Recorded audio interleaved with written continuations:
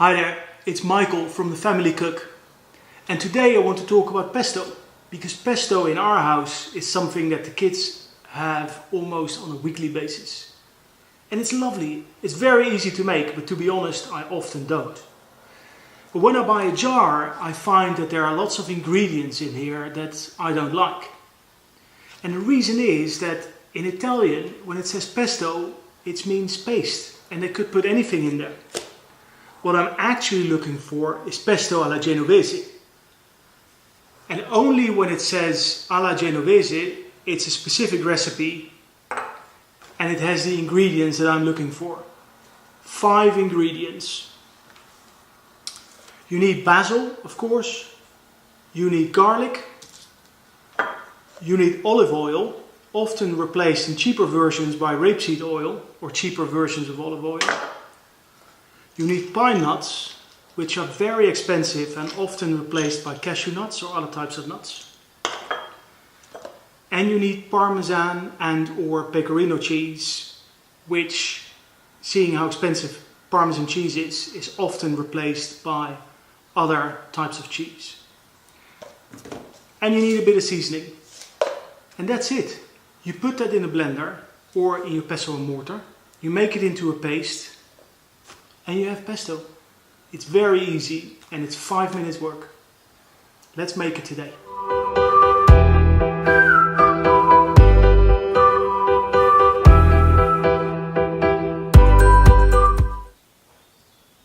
So we have all the ingredients here to make the pesto.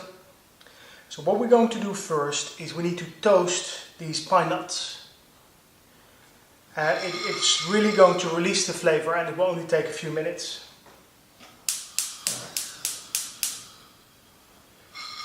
So on a low to medium heat, we're just going to put it on the stove, no oil, just in a dry pan. And we're going to move it around a little bit, just to make sure it doesn't burn.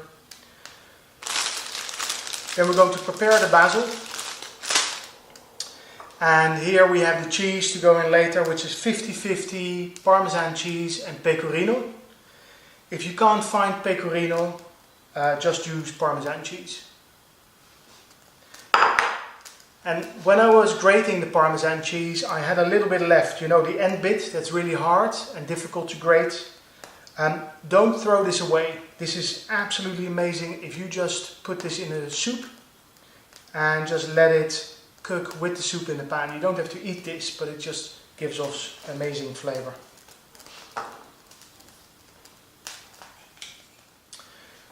Okay, the pine nuts are almost done, so I'll prepare the basil. Listen, I'm going to use this blender because it's a bit easier for everyone watching, and you may not have a pestle and mortar, but the Italians use a pestle and mortar. You can do. Okay, this is definitely ready. Right.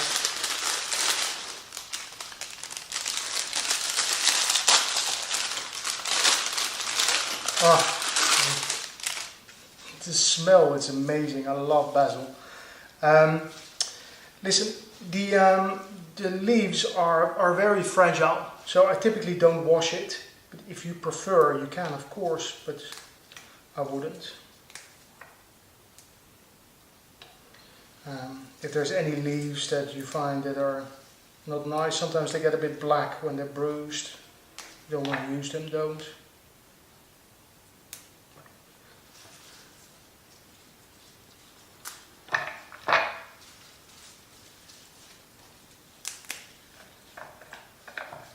So this is 2 bags, 50 grams of basil. This is the star of the show. I love this. Well, as I said in the intro, I mean, pesto basically means a paste. And now pesto alla Genovese, basically pesto from Genoa, is what we're going to make here. But listen, there are plenty of variations.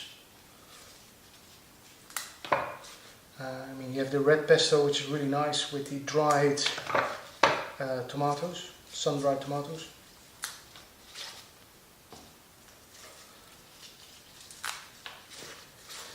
But this is lovely, this is just taste of summer, I think. Okay, we're going to put 1 garlic clove in. It's a pretty big one. I've seen recipes where they put like 2 in or something. It's a matter of taste, right? And as this is for the kids, typically don't put too much in.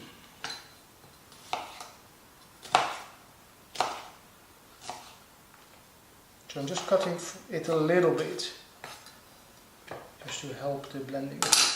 And then we're going to put the pine nuts in. Oops. There we go. One went in there. Put the lid on.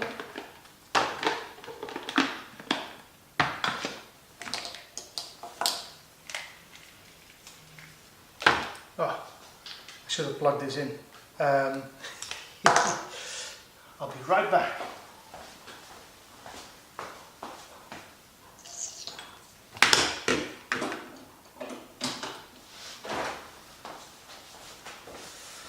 There we go. And we're going to leave this open, and then we can just add the olive oil as we go. The cheese goes in at the end. We don't need to. I might keep the lid on for a little bit.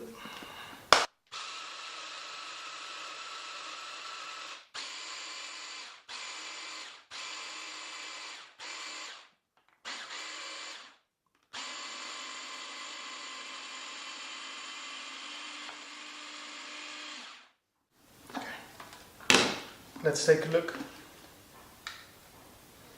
Nice. Okay. Well, as you can see, it is pretty coarse, and it's fine. It's perfectly fine the way it is. You may want to blend it a little bit longer. I mean, I will, just a little bit. Put a little bit more olive oil in.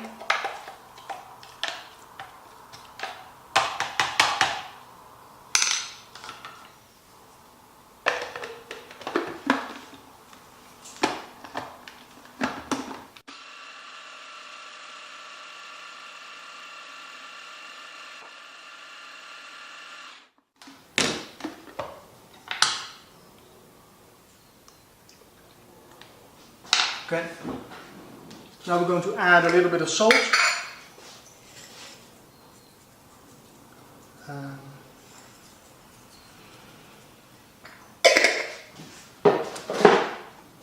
will help bring out the flavor a little bit more.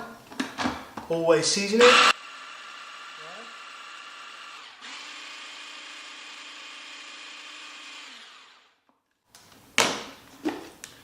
And we're there.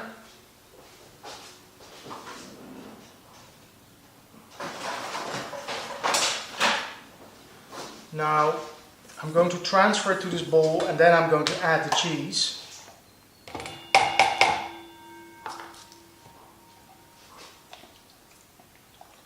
And then I'll keep this in the fridge until I serve it to the kids. I usually don't keep it for more than 2 or 3 days because it is so amazing when it's fresh and it's so easy to make. I haven't tried freezing it, but I'm sure that's an option. Okay, so we're going to put the cheese in. The cheese I grated fresh, and please don't buy pre-grated Parmesan cheese. It's such a huge difference in flavor. If you always buy grated cheese, try to grate it fresh, and you'll think it's a different cheese. Okay, so we're going to mix the cheese through. We're going to add a little bit of olive oil. It's a little bit too dry.